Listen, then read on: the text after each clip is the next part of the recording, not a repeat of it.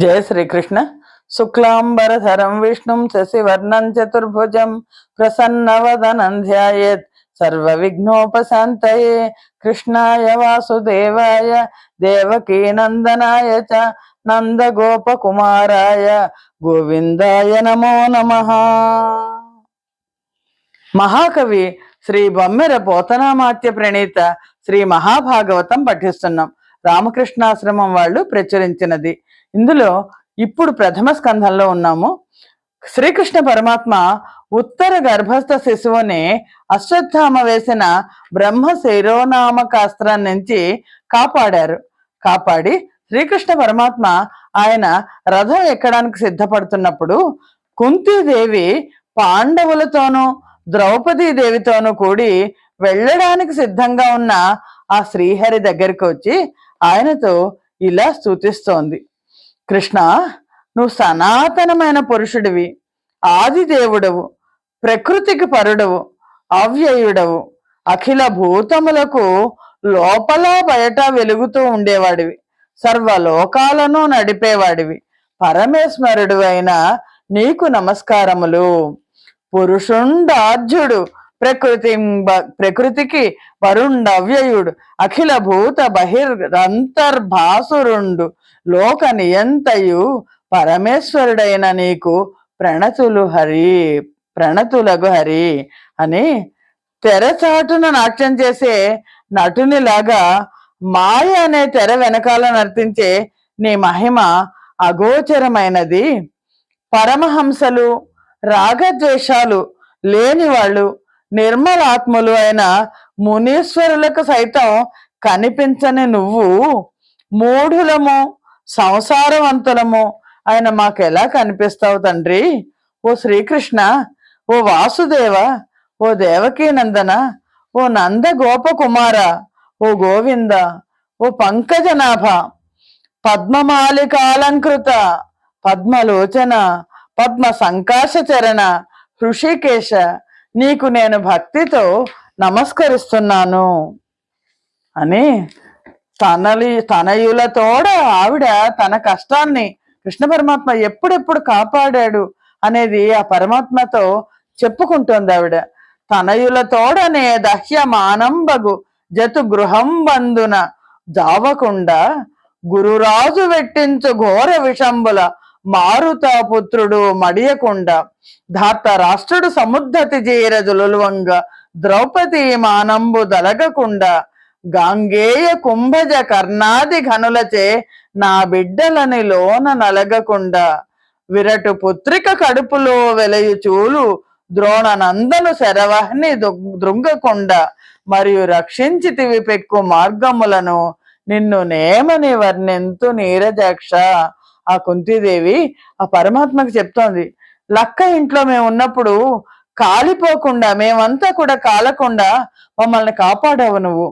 కురురాజు అయిన దుర్యోధనుడు పెట్టిన ఘోర విషాలకు ఆ భీమసేనుడు చనిపోకుండా కాపాడావు.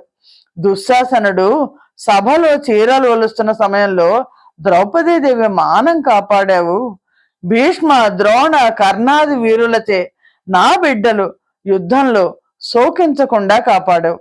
విరాటరాజు పుత్రికైన ఉత్తర కడుపులో ఎదుగుతున్న చూలును అశ్వత్థామ యొక్క శరవహనికి నాశనం కాకుండా కాపాడావు, రక్షించావు. అనేక విధాలుగా మమ్మల్ని రక్షించిన నిన్ను ఏమని వర్ణించను? బల్లిదుండకు కంసు చేతను బాధ నొందుచుచున్న మీ తల్లి గాచిన భంగి గాచితి ధార్త రాష్ట్రుల చేతనే దల్లడంబున చిక్కకుండగా దావకీన గుణవ్రజంబెల్ల సంస్థితి చేసి చెప్పగా నెంత దాన జగత్పతి. ఎలా అయితే నువ్వు బలవంతుడైన కంసుని చేత బాధపడుతున్న మీ తల్లి దేవకీదేవిని రక్షించావు, అలాగే ధార్తరాష్ట్రులు పెట్టే కష్టాలకి చిక్కకుండా మమ్మల్ని కాపాడావు. నీ గుణాలను స్తుతి చేసి చెప్పడానికి నేనెంత దానన తండ్రి. జననమును ఐశ్వర్యంబును ధనమును విద్యను గల మదచ్చన్నులకు కించన గోచరుడవగు నిన్ను వినుతింపగలేరు నిఖిల విభుద స్తుత్య. పుట్టుక, ఐశ్వర్యము, ధనము, విద్య వీటితో గర్వించే స్వార్థపరులు నిష్కాములైన వారికి మాత్రమే గోచరించే నిన్ను వినుతించలేరు. సంపదను, అధికారాన్ని, పేరు ప్రతిష్టలను, ఆధిక్యాన్ని చెప్పుకొని గర్వించే వాళ్ళు కొంతమంది ఉంటారు. నిజానికి ఇవన్నీ కూడా మూడునాళ్ల ముచ్చట్లు. మరణానంతరం వీటిలో ఏది వెంట రాదు. సంపద రాదు, అధికారం రాదు, పేరు ప్రతిష్టలు రావు, అలాగే ఆధిక్యం కూడా రాదు అని ఆవిడ అంటోంది. నువ్వు భక్తుల పాలిటి బంగారానివి, ధర్మార్థ కామ విషయాల్లో వ్యామోహం తొలగించేవాడివి, రాగ ద్వేషాదులు లేనివాడివి, కైవల్య ప్రదాతవు, కాల స్వరూపుడివి, సృష్టి నియంతవు, ఆద్యంతరహితుడవు, ఈశ్వరుడివి, సర్వసముడివి, నిగ్రహానుగ్రహ సమర్థుడవు. అలాంటి నీకు నా నమస్కారములు. మనుషులను అనుకరించే నీ లీలలను నిర్ణయించడానికి ఎవడు సమర్థుడు? నీకు ప్రియము లేదు, అప్రియము లేదు. జన్మలు కర్మలు లేని నువ్వు జంతువులలో వరాహాది రూపాలను, మనుష్యులలో శ్రీరాముడు ఇత్యాది రూపాలను, ఋషులలో వామనుడు ఇత్యాది రూపాలను, జలచరముల యందు మత్స్యాది రూపాలను అవతరించడం అనేది లోకం కోసమే అనే వాస్తవానికి, లోకం కోసమే కానీ వాస్తవానికి నీకు జన్మ కర్మలు లేవు. కుంతిదేవి కృష్ణ పరమాత్మ బాల్యాన్ని గుర్తు చేస్తోంది. కోపము తోడ నీవు దధి కుంభము భిన్నము చేయుతున్నచో గోపిక త్రాటగట్టిన వికుంచిత సాంజన బాష్పతోయ ధారా పరిపూర్ణ వక్త్రము గరంబుల బ్రాముచు వెచ్చ నేర్చుతున్ పాపడవై నటించుట కృపాపరనామది జోత్యమయ్యడిన్. ఓ దయామయ, చిన్నతనంలో నువ్వు కోపంతో పెరుగుకుండను బద్దలు కొట్టావు. గోపిక నీ తల్లి యశోద తాడుతో కట్టేసరికి ఏడుస్తూ కాటుక నిండిన కళ్ళ నీరు నీ ముఖం అంతా వ్యాపించడంతో చేతులతో పాముకుంటూ పాపడవై నువ్వు నటించిన దృశ్యం నా మనస్సులో ఇప్పటికీ ఆశ్చర్యంగా హత్తుకుపోయింది. మలయమున జందనము క్రియ వెలయగ ధర్మజుని కీర్తి వెలయించుటకై ఇలపై నభవుడు హరి ఎదు కులమున నుదయించే నండ్రు కొందరనంత. కొంతమంది ఏమంటున్నారో తెలుసా? అనంత మలయ పర్వతం మీద చందన వృక్షంలాగా ధర్మరాజు కీర్తి వ్యాపింప చేయడం కోసం హరి యదు కులంలో జన్మించాడని కొందరు విఘ్నులు అంటున్నారు. వసుదేవ దేవకులుత పసగతి గత భవమునందు ప్రార్థించిన సంతసమున పుత్రత నొందితి వసురుల మృతి కంచు కొందరండ్రు మహాత్మా. మరికొంతమంది ఏమంటారంటే, పూర్వజన్మలో వసుదేవ దేవకీదేవి చేసిన తపస్సు చేసి ప్రార్థిస్తే ఆ కారణంగా సంతోషంతో రాక్షస సంహారం కోసం వారి బిడ్డడిగా అవతరించావని అంటారు. జలరాశి నడుమ మునిగెడు కలము క్రియన్ భూరి భార కర్షితయగు నీ ఇలగావ నజుడు కోరిన గలిగితివని కొందరండ్రు గణనాతీత. జలరాశి మధ్యలో మునిగిపోతున్న నావలాగా గొప్పదైన భారం చేత కృంగిపోతున్న భూమండలాన్ని రక్షించడం కోసం బ్రహ్మగారి కోరిక మేరకు అవతరించావని మరికొంతమంది అంటారు. మరచి జ్ఞాన కామ్య కర్మముల తిరుగు వేదనాతురులకు దాన్ని నివృత్తి చేయ శ్రవణ చింతన వందనార్చనములిచ్చు కొరకును ఉదయించి తండ్రు నేను కొందర భవ. కర్తవ్యాన్ని మర్చిపోయి అజ్ఞానంతో ఈ కోరికలతో కామ్య కర్మలతో తిరుగుతూ కష్టాల్లో పడి కొట్టుకుంటూ ఉండే వాళ్ళకి దాని నుంచి నివృత్తి చేయడం కోసం శ్రవణము, చింతనము, వందనము, అర్చనము మొదలైన భక్తి మార్గాలను ఏర్పరిచి వాళ్ళని రక్షించడం కోసం నువ్వు ఉదయించావని మరికొంతమంది అంటున్నారు. ఓ కృష్ణ పరమాత్మ అని నేను జింతించుచు పాడుచున్ పొగడుచున్ నీ దివ్య చారిత్రముల్ వినుచున్ జూతురుగాక లోకు లితరాన్వేషంబులం జూతురే ఘన దుర్జన్మ పరంపరాహరణ దక్షంబై మహాయోగి వాగ్వినుతుంబైన భవత్ పదాబ్జయుగమున్ విశ్వేశ విశ్వంభర. ఆవిడ ఆ కుంతీదేవి ఆ పరమాత్మను ఎలా ప్రార్థిస్తోందో, నిన్నే చింతన చేస్తూ నీ లీలలే గానం చేస్తూ ప్రశంసిస్తూ నీ దివ్యమైన చరిత్రని వింటూ ఉండేవాళ్ళు మాత్రమే నిన్ను దర్శిస్తారు. కానీ ప్రాపంచిక చింతల్లో మునిగిపోయిన వాళ్ళు నిన్ను మాత్రం దర్శించలేరు. అనేక దుష్టమైన జన్మల నుండి కాపాడేది, మహాయోగులు నిత్యము పొగిడేది నీ పాదాబ్జాలు కదా. వాళ్ళు మాత్రమే, ఆ యోగులు మాత్రమే నీ పాదాబ్జాలను వాళ్లే దర్శించగలుగుతారు అని. ఓ దేవదేవ, ఏ ఆశ్రయము లేక నీ చరణార విందాలనే మేము ఆశ్రయించాము, నీ వాళ్ళం.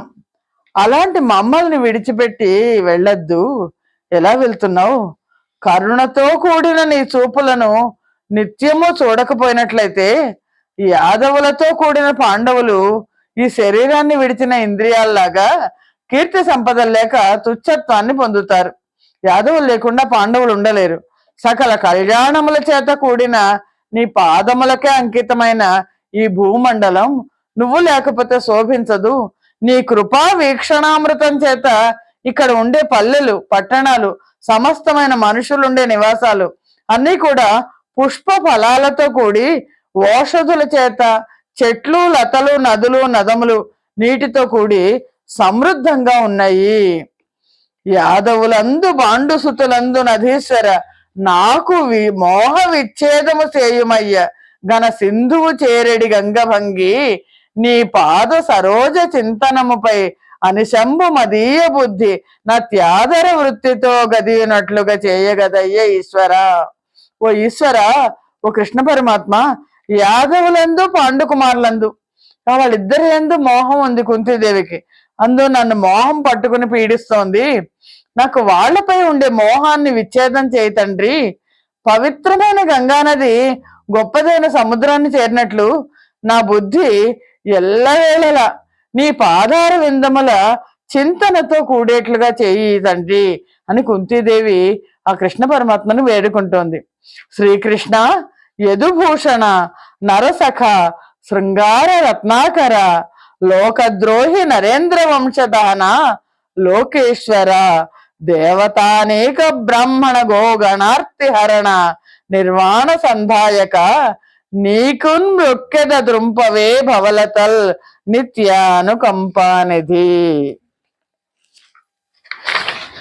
ఓ శ్రీకృష్ణ, యదువంశానికి అలంకార ప్రాయమైన వాడా, అలాగే అర్జునుడికి చాలా ఇష్టమైన వాడు, నరసఖ అర్జునుడికి చాలా ప్రియమైన వాడా, శృంగారానికి రత్నాకరణం లాంటి వాడా, లోకద్రోహులైన రాజవంశాలకు అగ్ని వంటివాడా, లోకేశ్వర ఆపన్నులైన దేవతలకు, బ్రాహ్మణులకు, గోగణానికి ఆర్తిని బాపేవాడా, మోక్షాన్నిచ్చే ప్రభు, నిత్యము దయను కురిపించే స్వామి, నీకు మొక్కుతున్నాను, భవబంధాలను తుంచివేయవయ్యా అని ఈ ప్రకారంగా ఆవిడ కుంతీదేవి కీర్తిస్తుంటే ఆ మాటకు అంగీకరించి గోవిందుడు మందహాస విశేషం చేత మైమరిపింప చేసి రథం ఎక్కి ద్వారకకు వెళ్లకుండా హస్తినాపురానికి వచ్చాడు. కొంతకాలం ఉండి తిరిగి ప్రయాణం కావడానికి సిద్ధపడి కుంతి సుభద్రల దగ్గర సెలవు తీసుకొని ధర్మరాజు కొంతకాలం నిలవమని ప్రార్థిస్తే మళ్ళా సరే అన్నాడు. బంధువధచే శోకంతో కుమిలిపోతున్న ధర్మరాజు కృష్ణ వ్యాస ధౌమ్యాదుల చేత అనేక విధాల తెలుపబడిన అతడు తేరుకోలేదు. మోహం చేత బాధపడుతూ ధర్మరాజు కృష్ణ పరమాత్మతో ఇలా అన్నాడు. ధర్మరాజు చాలా బాధపడుతున్నాడు ఈ యుద్ధం జరిగినందుకు, బంధువులందరూ మరణించినందుకు. తన దేహంబునకై అనేక మృగ సంతానంబు చంపించు దుర్జను భంగిన్ గురు బాలక ద్విజ తనూజ భ్రాతృ సంగంబు నిట్లని జంపించిన పాపకర్మనకు రాజ్యాకాంక్షికిన్ నాకు హాయన లక్షావధినైన ఘోర నరక వ్యాసంగముల్ మానునే. ధర్మరాజు బాధపడుతున్నారు. తన దేహాన్ని పోషించుకోవడం కోసం అనేక జంతువులను చంపే దుర్జనుల్లాగా గురువులు, బాలకులు, బ్రాహ్మణులు, కొడుకులు, సోదరులు వీళ్ళని యుద్ధంలో చంపించిన పాపకర్ముడిని ఇంత రాజ్యకాంక్ష ఉన్న నాకు 100,000 సంవత్సరాల తర్వాత అయినా నరక బాధ తప్పకుండా ఉంటుందా అని ప్రజా పరిపాలన కోసం రాజు ధర్మ యుద్ధంలో శత్రువులను వధించిన పాపం లేదు అని శాస్త్రాలు అంటున్నాయి. కానీ నాకు ఆ మాట సమర్థనీయంగా అనిపించడం లేదు. చతురంగ బలాలతో అనేక అక్షౌహిణీల సైన్యాన్ని చంపించాను. చనిపోయిన వాళ్ళ భార్యలకు నేను మహాద్రోహం చేశాను. గృహస్థాశ్రమ ధర్మాలైన అశ్వమేధాది యాగాల వల్ల పురుషుడు బ్రహ్మహత్యాది పాపాల నుంచి పరిహారాన్ని పొందొచ్చు అని వేదాలు చెప్తున్నాయి. బురద వల్ల బురద నేలకు, మద్యం వల్ల మద్యం పోసిన భాండానికి శుద్ధి ఎలా అయితే లేదో, అలాగే బుద్ధిపూర్వకంగా చేసిన జీవహింస, ఇది యుద్ధం, దీనికి జీవహింసతో కూడిన యాగాల వల్ల చేసిన వాళ్ళకి పాపం పెరుగుతుంది కానీ ఏ మాత్రం తగ్గదు అని నా అభిప్రాయం అని ధర్మరాజు బాధపడుతుంటే, ధర్మరాజు ఆహారాన్ని తీసుకోకుండా ఆయన బాధపడుతూ భీష్మాచార్యుడి దగ్గరికి వెళ్ళారు. ఇక్కడ ఆపు చేద్దాం.